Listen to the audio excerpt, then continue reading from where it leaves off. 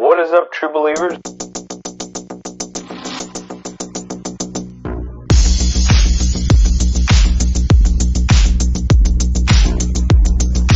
The eternal truth.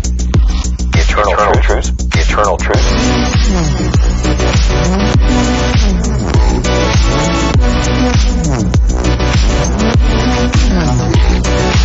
The eternal truth behind our modern mythology. What is up, true believers? It's Mason here with Comics and Crosses on Friday, March 18th, 2022. And it is my birthday today, actually. I am 36 years young today, and I have not been on all week because there's been a lot going on. We got a new puppy, and she's pretty cute. But so we just got her Sunday, so there's some adjusting to that and the morning routine and all that. But she's doing great. She's a good pup. She's her name's Penny. We thought about naming her Harley, but I feel like naming a pet after Harley Quinn is pretty overdone, in my opinion. No offense. And so she's a Havanese and Poodle mix. She's very small, very cute. I'll have to share some pictures on social or something. And so I've been dealing with the dog and stuff going on at work. I will actually be out of town next week for work. So, life happens. But it was a good week because I finally got to the comic shop. I was actually so busy that I missed a couple weeks. So I got to the comic shop, got a whole bunch of comics that I had been stockpiling on me. So I got to catch up in Devil's Reign, and I get to read the new We Live, which I didn't realize that there was a different We Live. Issue 1 has a black and a white that go together, and so I didn't know that. I thought it was like either you can get the black cover or the white cover. So now I have mismatching black and white covers, like they don't like go together like some of them are supposed to. So, that's all right. It's still going to be a great book. I really love the We Live series from Aftershock when it first came out. So, and for my birthday, I got this great, I've always wanted one of these giant Funkos. I don't know. I think they're 10-inch is what it said. But I've always wanted a big old Funko guy. So I got the Batman from the latest movie, the Batman. So that was a special birthday gift for me. So I was excited about that. He's pretty cool. I think eventually I'll get me a big Superman too, and they can both be the world's finest right here in my office. So giant Funko, pretty cool. I'll have to maybe unbox it. I don't know. I'm not big into the unboxings. It's like I know sometimes it's exciting, but I think you know how it's gonna go. It's a giant Funko. I'm going to take it out. There it is. Voila. I always take my Funkos out because I'm not like a big Funko collector. I get them because I want like the character. Like I have the Fantastic Four over here somewhere. And I have like the Avengers. I have the Funkos of the Avengers after in the first movie when they're eating shawarma at the end. So that's pretty cool. I got it there. I'm still missing Thor and Black Widow. I gotta collect those. But anyhow, yeah, so it was a good week. Got to get a bunch of my comics. There's some buzz and excitement over Obi-Wan Kenobi series. I believe I talked about that last time. But here's what I read. So this is a banana Lego guy, also very cool. Oh, good morning and shalom to Bible and the Bicycle as well. Thanks for dropping in. Good to see you as well. Yep, life is good. I am well, and actually I was sick this week, but I'm in good health now, and so that is always nice to have. And so I got to read Last Ride Out so far. So that was issue 5, I think. No, issue 5 of 6 for Last Flight Out. This has been a series on Dark Horse, which I don't really love Dark Horse, but this one kind of looked like it was good, and it really delivered. From Guggenheim and Ferragato. Tomo Arigato, Mr. Faragato. So it's this one has been one of those, I'm happy that some of the miniseries that I've gotten recently have turned out being good because sometimes I feel bummed. It's like, I get this little 4-issue miniseries and it's kind of like, why did I waste my money on that? But this one's been good. It's a scenario where this guy has spent his whole life basically preparing for um, these kind of space shuttles to evacuate the population of Earth because the Earth is dying. And he has basically spent his whole life doing this and has neglected his daughter and basically missed her whole life because he's been the main person, engineering this process. And then now it comes time for everybody to evacuate, and his daughter is missing. She has not joined one of these shuttles, and so he goes on a mission to try to recover his daughter. And it's good. It's good. I could definitely see it being a movie. Um, you know, Low budget, kind of, well, semi low budget, but kind of off season winter or something kind of movie that does a good opening weekend enough to make money. That kind of deal. But it'd be entertaining. It's like you'd watch it on TV or something. So I got to do that, and then also I'm catching up in Knighted. So Knighted is a AWA Upshot book, and if you don't know about AWA Upshot, they created their whole universe during the pandemic.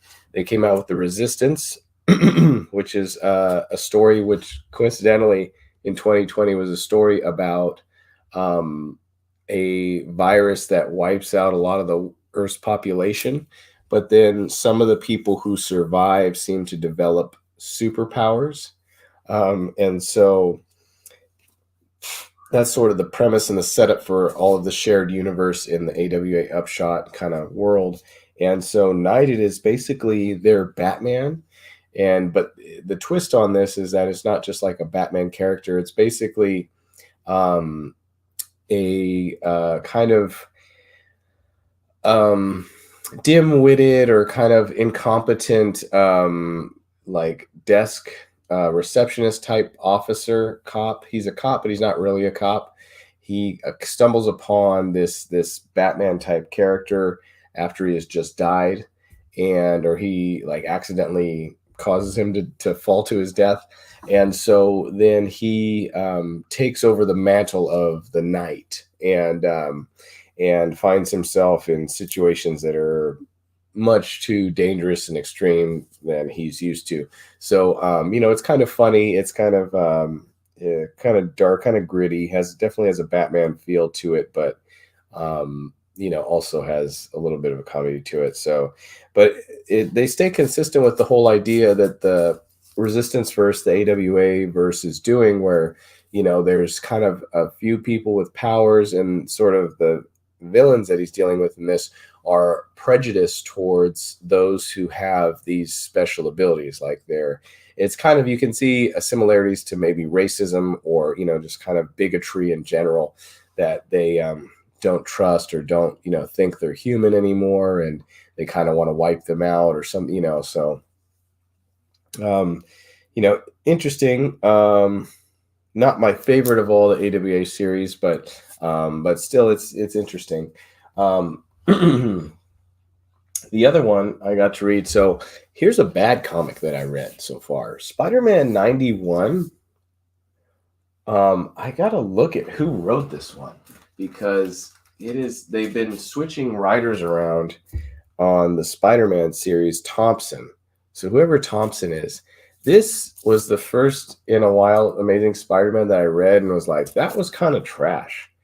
Like it, it's sort of important to the story, but now they're on I think 92 just came out, but Spider-Man 91, man, I was reading it and I was like, things like it just was goofy. Things jumped around the kind of one panel to the next. It wasn't very fluid. Yeah, that was bad. And it just was bad. I don't know. When things just don't come together, that's how Spider-Man 91 felt. But with that, and it looks like he or she writes issue 92. So we'll see if that continues. But overall, the Amazing Spider-Man has been great. This whole Beyond story where Ben Reilly, the Scarlet Spider-Man, is in the mantle of Spider-Man, and it's been cool. It's been fascinating, and it'd be interesting to see where they're going with Ben. It stinks because I wanted to see him be a hero, but they messed with his mind, and now he's a little messed up. So we'll see where they go with that. Um, oh, another thing I wanted to share, and I'm just talking comics this morning, is look at this cover of Detective Comics 1056. I normally just get the A cover. It's kind of reflective. I don't know if we can. Yeah, but oh man, if you can find the Bermejo cover of 1056, this was so dope. I had to get it. It's like Batman just crying over the death of Robin. So it looks like a scene from Death in the Family, but done Bermejo style, and it is sick. It is epic. It's like it's just another issue. This has nothing to do with what's inside. It's still that Shadow of the Bat story, but I just had to get it. So anyway, so also the other thing, I am reading Fantastic Four, which the Reckoning War is kind of a cool concept. I feel as if, the funny thing is it's a big story for the Fantastic Four. It's like goes back to the beginnings of the universe. Yeah, 100%. Yeah, that Bermejo cover is a work of fine art. It's pretty incredible. But the Fantastic Four is, they're always kind of lighthearted. They're always kind of quirky, goofy. And so, but the story is epic. It's like a big Fantastic Four event, which some of them are cool. I mean, but Slott has definitely been, erring on the zany side of Fantastic Four. I mean, always with, a balanced kind of seriousness to it, but still it's like, and I enjoy the Fantastic Four. Like, they're just fun. It's just like when you talk sci-fi, I mean, the Fantastic Four and sci-fi are like synonymous, So it's you get just the most sci-fi you could possibly get, alternate realities and just every kind of the Forever Gate and all this kind of crazy stuff. And with this Reckoning War, it is kind of a funny thing in that it's supposed to be like a big serious deal. The Watchers have hidden this thing for a long time, and it's now their chickens are coming to roost, so to speak. But also to see a big serious story like Reckoning War with the Fantastic Four, it kind of doesn't have the weight that I almost want it to. Like, I don't really feel like anything serious is going to happen. I feel like this event is going to end, and and then life will go on for the Fantastic Four. That's the way I feel. I don't feel like there's any real stakes. I mean, well, I guess the Thing just got hurt, and Reed Richards is, saying that he's going to die or something. I don't know. But I really feel zero concern that anything serious is going to happen.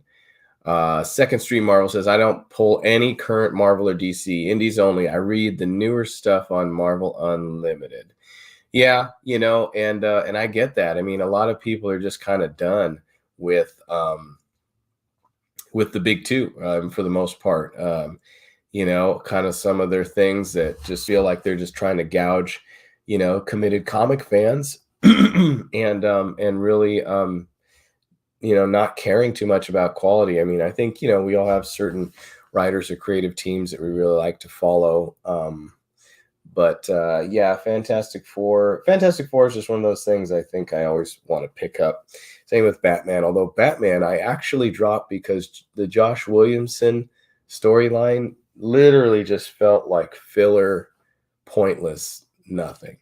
And I was like, I'm just not going to read Batman right now. So I'm excited for Zdarsky coming back. I've talked about that before on my channel. But yeah, that's kind of how that's felt right now. But the other thing I read was the end of King of Spies. And I can't remember where I put it. I got so many comics because I was so behind. They were about to put my books back on the shelf.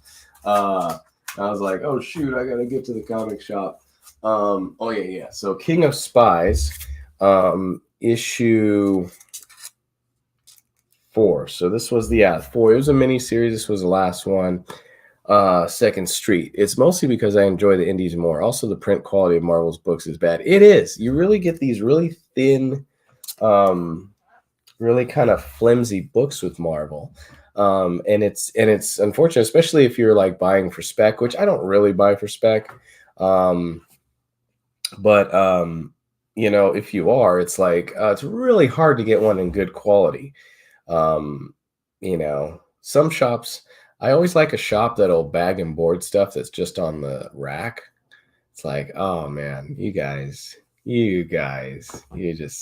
so sweet.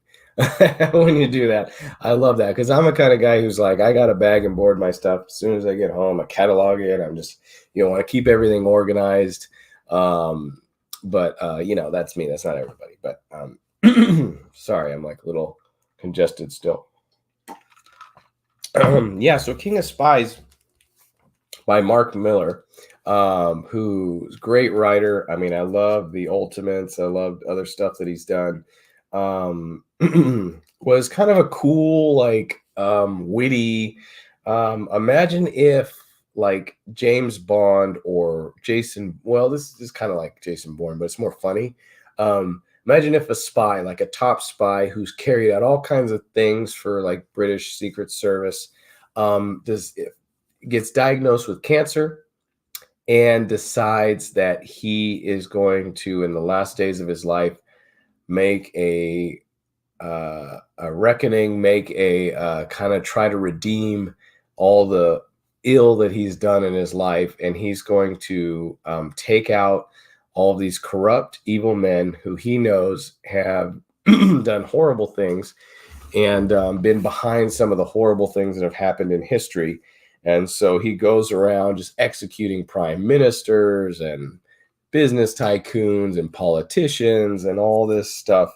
And so, and he's like total just like James Bond, like the Roland, what's his name? Roland something. I forget what his last name is in Roland King, or I don't know. Really good series, actually. It was another quality mini series that I'm glad I picked up. It was well executed. It was like nice and concise, but still had a good payoff. There's kind of a dynamic in there about him and his son and how he was kind of unavailable for his son, and then his son ends up working for the government. I don't know that he's a spy, but he's kind of involved in the whole process to bring in his father. So a good ending with a big bang. And I thought it was interesting. I thought it was interesting thematically on this, in the sense that it was a lot about judgment.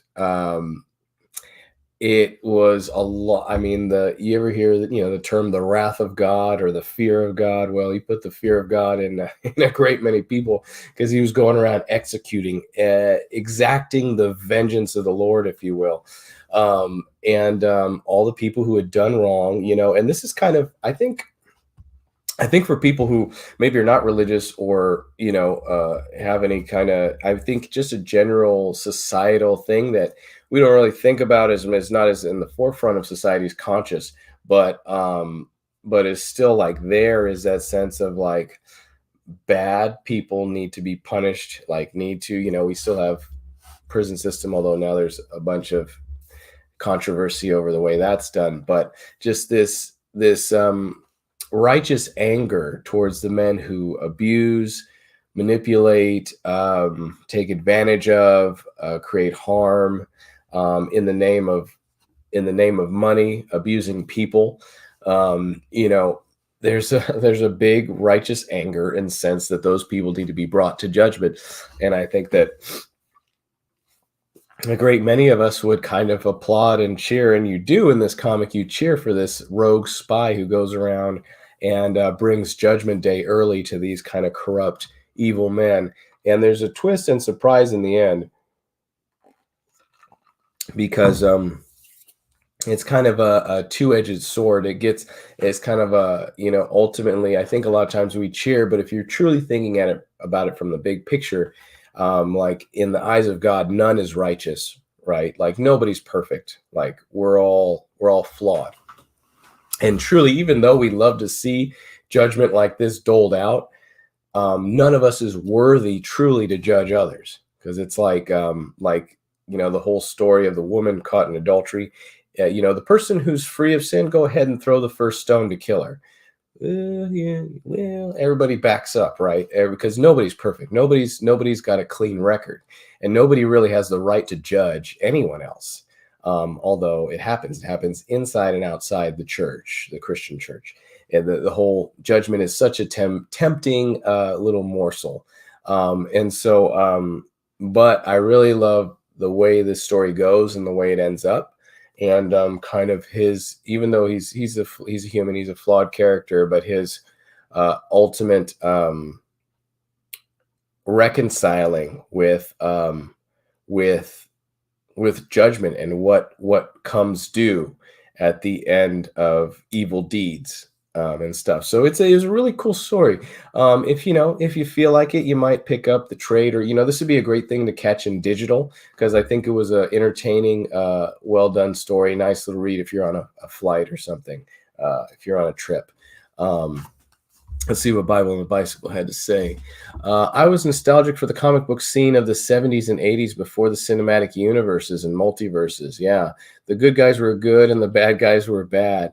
Yeah, that's okay. Yeah, I know some people who some people are just all about collecting, kind of key issues and more of the 70s, silver, bronze age stuff, and don't really bother too much with the modern. I like to be into the modern comics myself, to see what's coming out and what's being done, what's being done well. There was definitely a big, I think the mid 80s, there was a big shift with the Watchmen, with Batman, The Dark Knight Returns. And that was kind of where we started to really question superheroes and started to introduce more of this idea of them being flawed, which I think can be good, as long as it's not overdone, to where it becomes like The Boys, or where people are so awful that it's just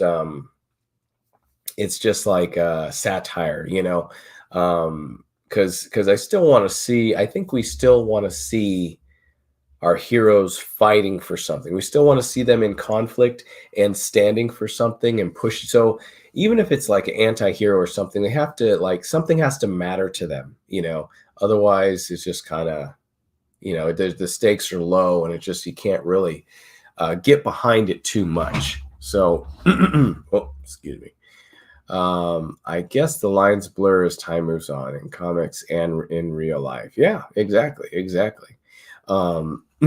I would say so. So I got a ton of reading to catch up on with my comics. I really do, but I will slowly but surely.